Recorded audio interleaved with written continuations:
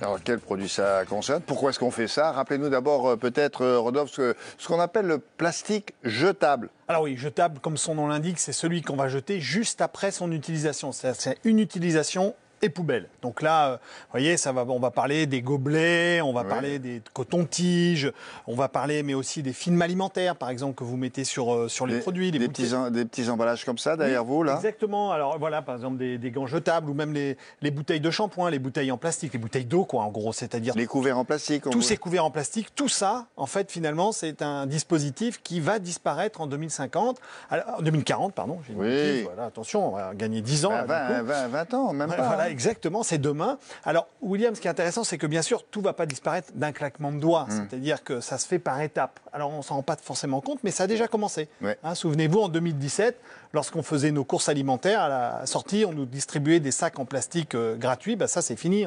Maintenant, on est organisé autrement. L'année dernière, on s'est attaqué au coton-tige, d'accord. Et puis tout ce qui est finalement plastique, vaisselle jetable aussi en plastique, tout ça, c'est terminé. Mais pourquoi on fait ça? La réponse c'est que c'est une vraie catastrophe environnementale, pas seulement chez nous, mais partout pour les océans. C'est pour ça qu'on l'arrête. Alors oui, vous avez raison, parce que comme on le dit souvent, le plastique, c'est vraiment pas fantastique, parce que là, pour le coup, c'est vraiment même un désastre environnemental.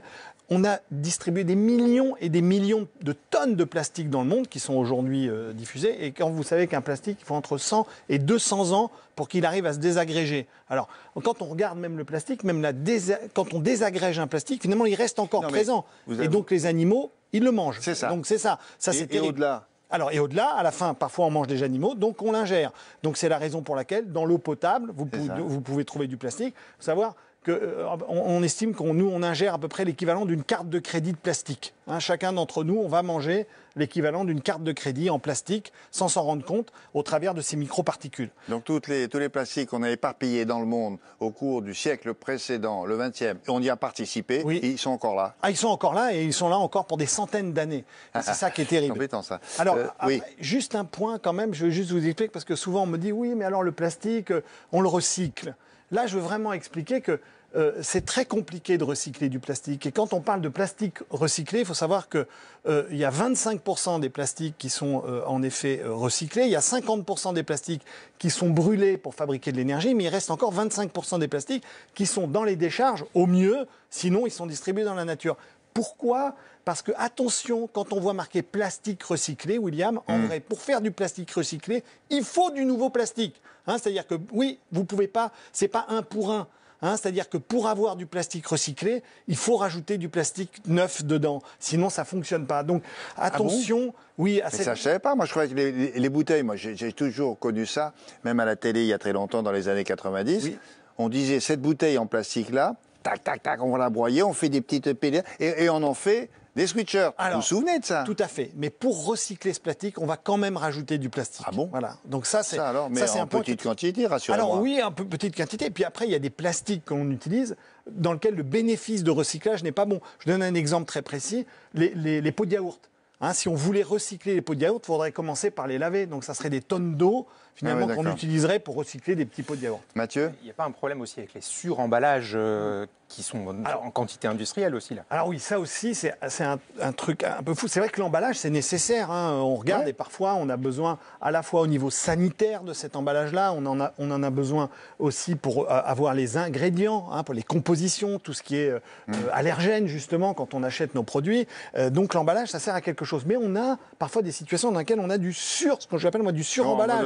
Je vous donne un exemple très précis. Une boîte de biscuits dans laquelle on a emballé les biscuits par deux, vous savez, et puis ces biscuits il y a un petit plastique autour. Voilà. Ils sont par groupe de 2. Exactement, on les a mis tout Et ensuite, on les met dans... Et on les met dans une barquette en plastique que l'on met après dans une boîte en carton. Donc, vous voyez que là, on est dans des logiques de suremballage et ça va être vraiment combattu. Autre élément aussi, c'est que souvent, on emballe les légumes. Je ne sais pas si vous avez fait les fruits et légumes. Alors, c'est assez incroyable parce qu'en France, on emballe en plastique. Alors, ça, c'est tout à fait classique. Donc, ça va disparaître. Ça, il faut savoir qu'en 2022, ça va disparaître sur tous les emballages de plus d'1,5 kg. Mais souvent, on va emballer en plastique les produits bio pour les distinguer, vous savez, dans les rayons. C'est-à-dire qu'en fait, c'est un peu antinomique. C'est-à-dire qu'on prend des produits frais bio parce que le bio, c'est bon pour la planète. Qui sont sains. Qui sont sains, et c'est bon pour la planète, mais on va quand même mettre une couche de plastique dessus. Donc vous voyez qu'il y a quelques éléments. Alors c'est vrai que ce soit les industriels ou même la distribution travaillent à fabriquer des barquettes en carton ou dans des matériaux qui sont autres que plastiques. Mais qu'est-ce que ça va changer là, pour nous dans 19 ans? Alors dans 19 ans, William, ça va changer pour nous. Pas grand-chose, en fait, en réalité, pour une raison très simple, c'est qu'on se rend compte qu'on s'adapte à tout ça. Et ça va être fait sur la durée. Alors oui, ça va être fait sur la durée. On aura le temps de s'habituer. Oui, vous allez voir. Et puis ça va toucher différents secteurs. C'est ça qui est intéressant, William. C'est-à-dire que petit à petit, on va nous pousser vers le zéro plastique sans qu'on s'en rende compte. C'est-à-dire que là, par exemple, en 2022, on va s'attaquer au sachet de thé. Par exemple, c'est-à-dire en 2023, on va s'attaquer à la restauration collective. En 2025, étape par étape, alors. Exactement. Produit par produit. Et petit à petit, tout le monde devra s'adapter. Pour arriver en 2040, n'oubliez pas une chose, 2040, c'est qu'on a du mal à l'imaginer. C'est qu'on vendra plus de dentifrice emballé dans du plastique. La lessive ne sera plus dans des bouteilles en plastique. Donc on se dit, mais comment est-ce qu'on va faire? Eh bien, on va relever un défi, et c'est ça. La poudre pour laver, là encore, on trouvera un emballage, si c'est pas du carton. Oui, non, mais le dentifrice. Alors, le dentifrice. Alors, on va peut-être faire ce que vous voyez se développer de plus en plus dans vos rayons, c'est le fameux vrac. William, vous voyez tous ces distributeurs de vrac, on ira là-bas avec de produits. On ira avec son contenant, et ensuite on remplacera cet élément produit sec. Il y a déjà du vrac qui existe sur la lessive, sur le vin. Non, mais sur le dentifrice, c'est pas banal. Mais on va y venir sur l'huile d'olive. Mais vous savez, William, souvenez-vous, il y a 50 ans, un siècle, comment est-ce qu'on achetait nos produits? Je ne me souviens pas, j'étais pas là. Eh bien, oui, moi non plus. Mais ce que je peux vous dire, simplement, on les achetait en vrac. C'est-à-dire, la boucle est bouclée. On reviendra acheter notre huile d'olive et on reviendra acheter quelque part nos pâtes, d'accord, avec du vrac. Alors ça va. Et ça, voilà. Il y a des produits qui nous paraissent encore aujourd'hui indispensables sous cette forme-là. Oui, alors je vais vous donner un exemple très précis. Par exemple, les bouteilles d'eau. On a du mal à imaginer que dans un an, on ne pourra plus distribuer de bouteilles d'eau gratuites dans les événements sportifs. Il faudra mettre des fontaines à eau ou venir avec sa gourde. Ah oui, je me souviens, oui. Oui, c'est mais fini. Le Tour de France, quand ils passent aux étapes, on leur envoie... non, ils ont des gourdes. Maintenant, ils ont des gourdes et tout le monde va avoir des gourdes. C'est la raison pour laquelle le marché de la gourde est en pleine explosion.